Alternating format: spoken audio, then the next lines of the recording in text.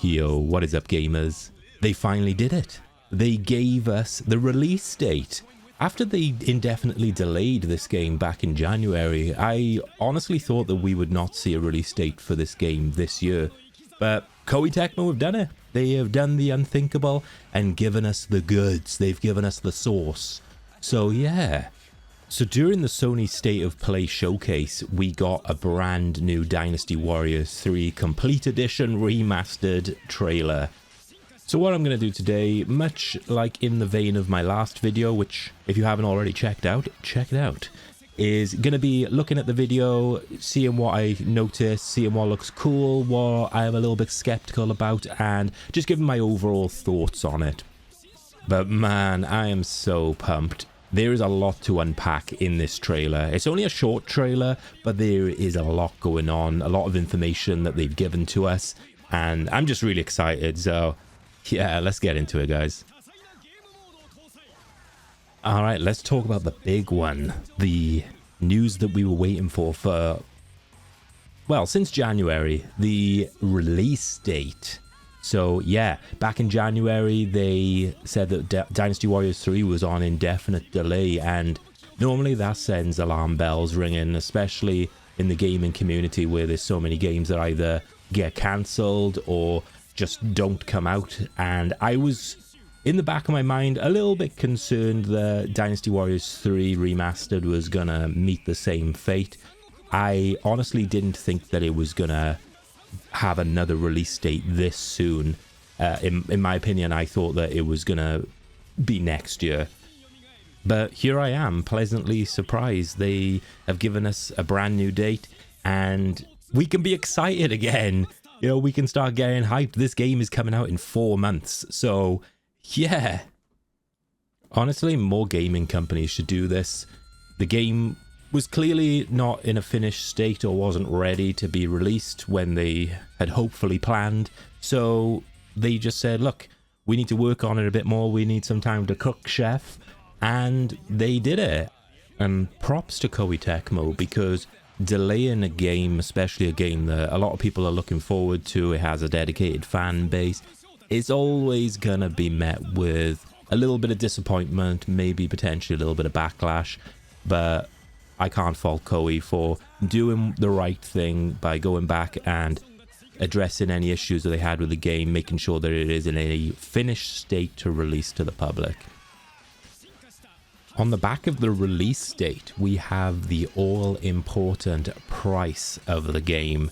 Yeah, this game can now be pre-ordered on PlayStation, on Steam. I haven't checked Switch or Xbox yet, but I assume it's the same story there. So I can confirm that upon filming of this video, the game is going to cost $39.99 for the basic edition in the US, $39.99. In the UK, where I'm from, I've just checked Steam and it is up for pre-order, £32.99, which I think is pretty reasonable. It's actually very reasonable for a full game remastered. For Koei Tecmo, who I personally feel their games sometimes border on the more expensive side when it comes to releasing games, this is very, very reasonable. So yeah, get your pre-orders in, guys. They've also got the deluxe edition with the pre-purchase bonuses for $57.99 in the UK. I don't know how much that is in other areas, I haven't checked. But yeah, let me know which version you're gonna get, guys. I will probably get the deluxe edition because I can't help myself. It's Dynasty Warriors 3, man. I love this game, so yeah. Okay, that's the fine details out the way.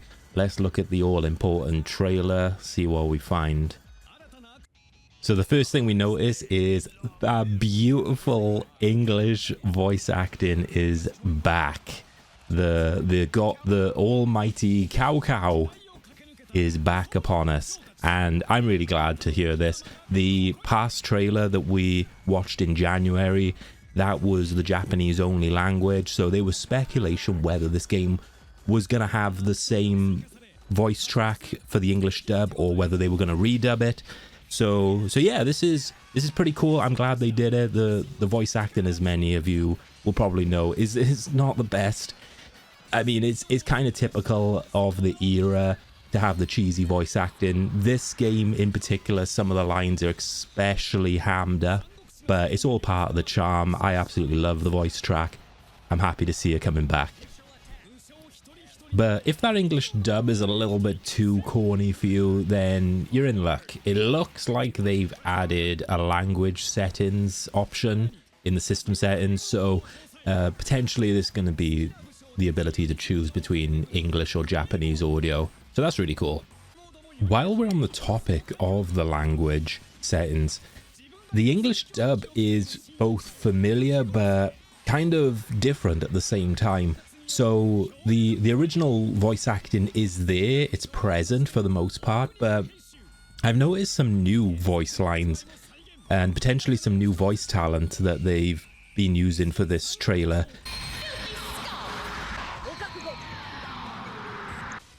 In some of the cutscenes, I imagine this is for some of the new content that they've added, which we'll talk about a bit later on, but even the attack sounds, like the attack swipes when you're in the battlefield and fighting, even they sound different. It's hard to explain, but you guys know what I mean, right? Where, you know, you're attacking with a character and they make like a certain grunt sound. It sounds weird, but...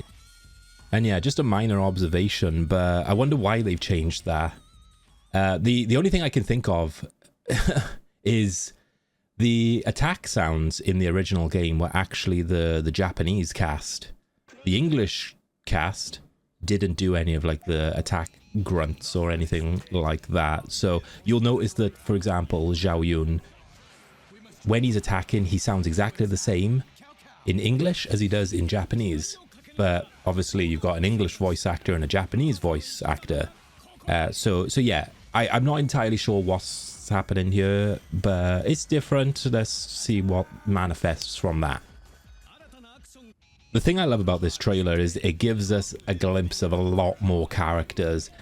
Before, the amount of characters that we'd seen brought back to life in this remaster was fairly limited. It was a small group of characters like Zhao Yun and Zenji, but there's a lot in this now. We're seeing a lot more of the cast, the familiar cast from Dynasty Warriors 3 come into life in this amazing engine. So yeah, and look at this, we're going to Nanman, boys. They got the elephants and everything. So yeah, they're not skipping anything in this remaster. I feel like everything that we loved about the original game is all gonna be here, but also more as well. So yeah, I'm hyped. I can't wait to ride an elephant. That's all I gotta say on that. Much to be expected, but this trailer does confirm a lot of the modes and a lot of the features that we've speculated about this remaster, so let's go through them. So first, of course, the Muso mode is there. Every character in the game will get a story mode. The story mode in Dynasty Warriors 3, the Muso mode, wasn't the most sophisticated of the series, but was one that I kind of enjoyed because every character had their own set of levels. They might be similar to other characters, there might be reused levels, battles, but you know, it did make it feel that every single character got a somewhat unique playthrough. And yeah, I'm hyped that we're gonna get the full Muso mode, and I'm assuming with this being the complete edition, that will include all the characters from the other areas. So Lubu and Dongzhuo, Diao-chan, etc. are all going to get their Muso modes included as well. A lot of the new gameplay features that we noticed on the last video, where they showed the first part of real gameplay, have been confirmed now. So to kind of go through that, we have the call horse feature, which is big for this game. If anyone remembers playing the original Dynasty Warriors 3, the horse mechanic sucked. It was so bad. You know, you would have to find your horse on the battlefield. It wouldn't tell you on the map where your horse was. So if you lose your horse, that's it. You're done. You got to steal someone else's horse, I guess. But yeah, it was nice that they add in the quick mount as well. So you can be running and it looks like you can just quickly mount the horse and keep it flowing, whereas in the original game if you remember, you'd have to come to a complete stop. You just have to stand next to the horse and press X, I think, to get onto the horse. And it was always a nightmare if you were around a load of enemies, because one hit and they would just knock you off. And sometimes you'd spend most of your time just trying to get back onto the horse so you could escape and get to like one of your comrades on the battlefield who's about to die. So yeah, I'm glad that they've done that, because that's a quality of life change that we needed back then. I don't know if that means that we'll still get knocked off our horse with one hit or an arrow, because that could also be a massive game changer with this. Spending about 10 minutes trying to get onto your horse because you're surrounded by literal roid head peons, and then to get shot off by an archer straight away is not the life. So yeah, maybe they'll give us a bit of a stamina bar, or like the horse can have its own HP bar. Please just let us not have to deal with getting shot off by archers with one shot, please. Evading is now a thing in this game, so that's pretty cool. Give us a bit more freedom of movement, make the gameplay feel a bit more fluid, and yeah, I think this is a good move. I think it's a good way of modernizing the gameplay. It still looks reminiscent, like I said in the previous video I did. It looks like all the characters are keeping their original move sets, which I love. But yeah, the fact that now we can evade is, and it looks like you can evade in all directions, just gives it that modern feel, and I think it may entice more newer players to get into the game and actually feel like the game doesn't feel entirely jank, if you get what I mean.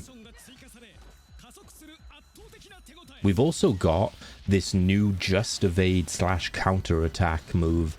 So again, I think this is another way of Koei modernizing the gameplay, making it more appealing and less janky for newcomers of the series. One thing I am kind of wondering about, and we'll have a look at like whatever they give us in terms of information around the system settings a bit later on, but I'm just wondering if there's going to be an option to play the game with the original gameplay, the original janky style, or whether it's just going to be this new modernized approach. Although I think adding the counterattack and this just evade means the game's going to seem a bit more varied. Most people who come to a Dynasty Warriors game, particularly one of the early ones like Dynasty Warriors 3, a lot of them will feel that it's kind of repetitive with the gameplay, but I imagine Koei is adding in these extra moves and extra abilities to vary and spice up the gameplay somewhat, and I think that's a great move. Alright, next one, we have the Power Guard. So we had something like this in the last game, or the original game, sorry, where you'd be blocking, and then if you tap the button at the right time, you can project like a wave of energy that pushes the enemies back a little bit. It's okay to use. I never really used it a ton when I played the game, but I imagine it has its uses. So it looks like that's back in this remaster, but they've also got a just Power Guard, which by the looks of it opens up a window of opportunity to counterattack. So again, spicing up the gameplay, adding extra variety. Very, very cool to see. So this was one that kind of took me by surprise, but I welcome it. It's brand new side stories. They've added in extra story modes, and yeah, I'm all for it. I don't know how these will fare in terms of whether they'll feel natural, whether they'll feel like they fit, or if they'll stick out like a sore thumb. But, extra content, I welcome it. Let's go. And while we're on the subject of this, who knows? Like, they might end up doing extra DLC content for this. There could be an opportunity where they add in some extra stories from perhaps some of the later games and build them into the Dynasty Warriors 3 experience. So who knows, it might even be a case as well that we get some characters that appeared in later games come back into this game. Speaking of extra characters though, it looks like Ziluan from Dynasty Warriors Origins is in this game, and Personally, I don't think this is much surprise. It was teased at the end of one of the last trailers. You saw like the red ribbon, and yeah, it was pretty much on the nose. It was pretty obvious that we were going to somewhat get Zillawan in the game. Whether that means we're going to get a Muso mode or he's just going to be relegated to a free mode, or if he's actually going to have a role to play in this and they might actually build a campaign around him, who knows? It's interesting, and I'm glad that they've added it. All right, we've got free mode. I mean, I'd be surprised if we didn't get free mode, to be fair. That seems like a bit of a standard, unless you're Dynasty Warriors Origins, of course. But yeah, considering they're going all out with packing in pretty much all the content from the original Dynasty Warriors 3 game, it's no surprise that we've got a free mode here. So very, very cool. Versus mode is back. Challenge your friends online. Hell yeah. This is going to be amazing. I mean, hopefully this is going to be amazing. This is everything that we kind of wanted back in the day. I know there was a versus mode on the original Dynasty Warriors 3, but of course, internet gaming was really not a thing then. So yeah, we would have to rely on having a friend come over or go over a friend's house. Very much couch co-op vibes, which the good old times, right? But yo, I'll take this now. Alright, so it looks like challenge mode is returning. I kind of hope that they bring back all the original challenges as well as maybe add some more. The challenge mode in the original Dynasty Warriors 3 was okay.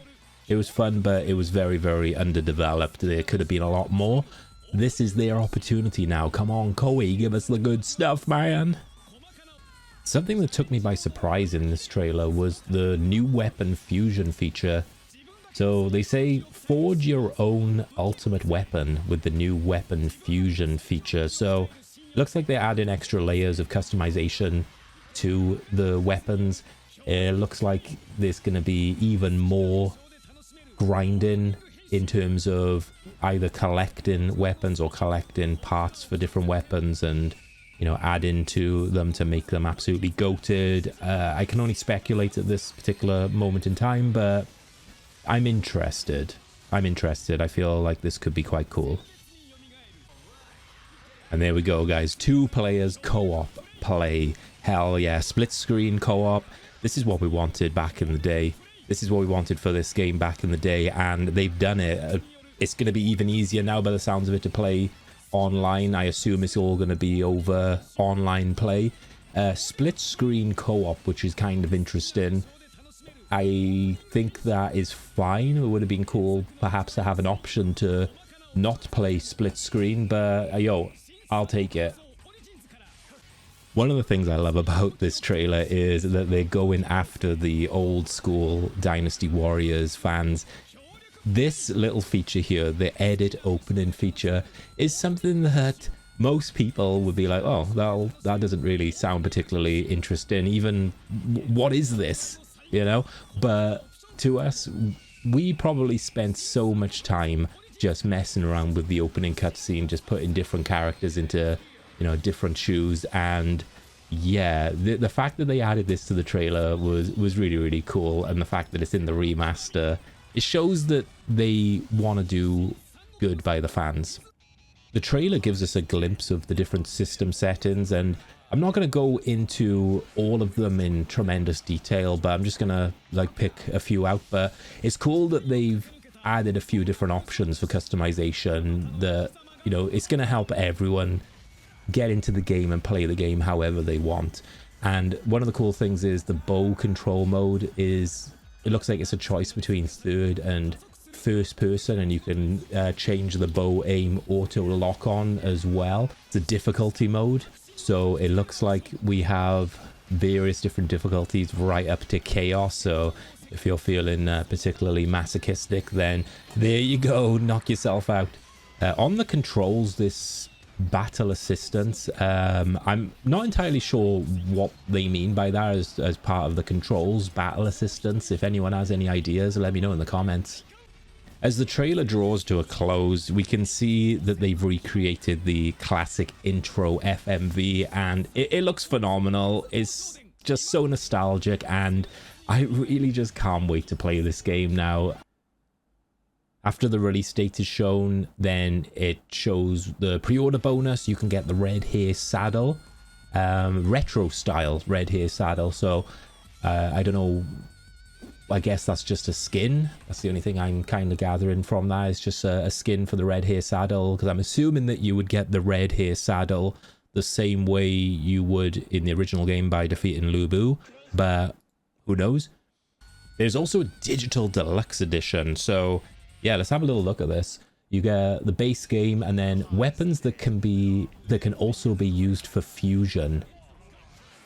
Again, there's not much we really know about this weapon fusion at this point. I'm intrigued, and I'm glad they're adding an extra layer to the weapon customization. But yeah, it's just saying 42 total weapons that can also be used for fusion. 6 secret teachings, so these are items to hold wind scroll and tiger amulet. So they're giving you these items already instead of finding them in the field. I mean, a lot of these, like the wind scroll and the tiger amulet in the game, you would find pretty early on. I don't know what level they'll be when you get them with the digital deluxe edition, whether they'll be just level 1 and you have to find stronger ones in the field, or whether it's going to work completely differently. Who knows. You get some officer concept art collection, so a nice bit of artwork there. And then this last one, the Dynasty Warriors 3 retro costume. So yeah, this is a nice touch. They've definitely tapped into some of the nostalgia there, so it's a fun little feature.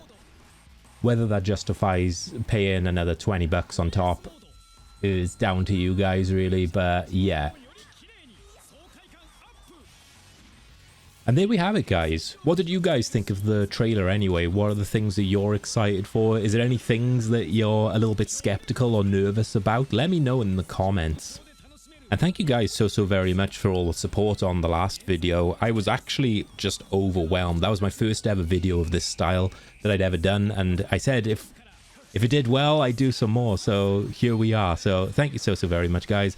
As always, just give this video a like, a comment. Don't forget to subscribe. If you want to see more of this, then you guys know what to do. But until then, happy gaming, guys, and I'll see you October 1st.